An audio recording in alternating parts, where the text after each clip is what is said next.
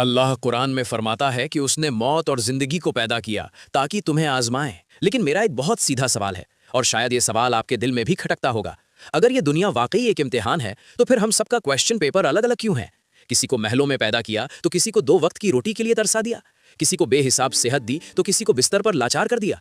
School में तो हर बच्चे को एक जैसा पेपर मिलता है, तभी तो इम्तिहान बराबर होता है। तो यहाँ अल्लाह के निज़ाम में ऐसा क्यों नहीं है? क्या नाउज़-बिल्लाह ये नाइंसाफ़ी है? नहीं, हकीकत सुनिए। सबका पेपर अलग नहीं है, बल्कि हम पेपर किसे कहते हैं, हमारी वो समझ ही गलत है। इस गलतफहमी को दूर करने के लिए हमें इंसान की बनावट को समझना होगा। देखिए, अल्लाह ने फरिश्ते बनाए, वो सिर्फ हुक्म मानते हैं, उनके पास ना कहने का ऑप्शन ही नहीं है। अल्लाह ने सूरज चांद बनाए, वो अपने दायरे से बाहर नहीं जा सकते। लेकिन इंसान अशरफुल मखलूकात, अल्लाह ने हमें एक चीज़ देकर भेजा है जो पूरी कायनात में किसी के पास नहीं है, और वो है इख्तियार, यानी चुनने की आज़ादी। इस कॉन्सेप्ट को बहुत गौर से समझिए।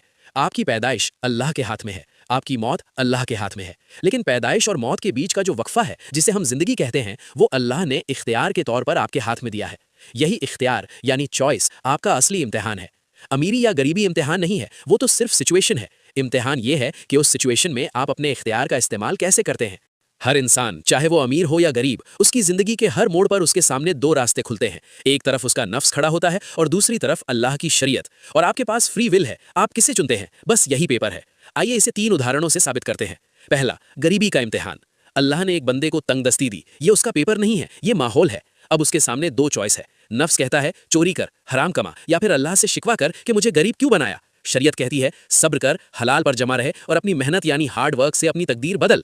उसने अपनी फ्री विल से किसे चुना? अगर शरीयत चुनी तो वो पास है। दूसरा, अमीरी का इम्तिहान, जो ज्यादा मुश्किल है। हम सोचते हैं अमीर मजे में है, नहीं, उसका पेपर सबसे खतरनाक है।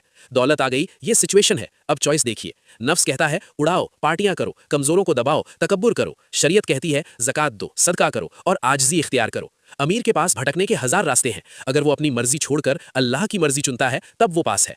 तीसरा, बीमारी और सेहत। सेहतमंद इंसान का नफ्स कहता है इस जवानी को आवारागर्दी और गुनाह में लगा दो। शरीयत कहती है इस ताकत को किसी मजलूम की मदद में लगाओ। तो बात समझ आई। हालात अलग अलग हो सकते हैं, लेकिन सवाल सबका एक ही है कि जब तेरे पास चुनने की आज़ादी थी तो तूने किसे चुना, अपने नफ्स को या अपने रब को? तो मेरे भाई और मेरी बहन, एक बात अपने जहन में बिठा लीजिए। ये इम्तिहान कोई स्कूल का 3 घंटे का पेपर नहीं है जो लिख कर खत्म हो जाएगा। नहीं, ये 24 घंटे का पेपर है। आपकी हर सांस के साथ एक नया सवाल आता है।